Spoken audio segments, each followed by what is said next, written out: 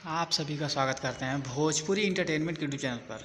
आ गए एक बार फिर बहुत ही बवाल और बहुत ही धमाकेदार भी अपडेट को लेकर।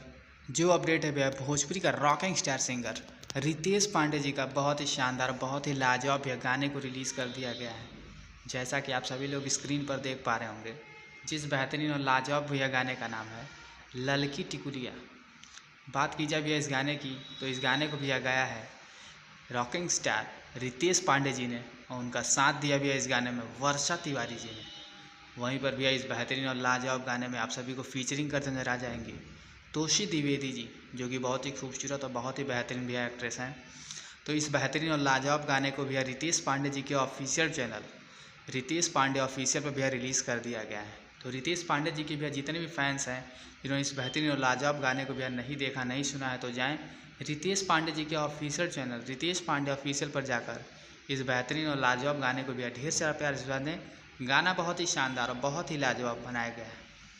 तो आप सब भैया ऐसे ही भोजपुरी से जुड़ी हुई ताज़ा खबरों को पाने के लिए भोजपुरी इंटरटेनमेंट चैनल को सब्सक्राइब करना बिल्कुल ना भूलें और बेल आइकन को ज़रूर दबाएं, ताकि हमारे चैनल पर भैया जो भी वीडियो अपलोड हो उसका नोटिफिकेशन सबसे पहले आप तक पहुँचे।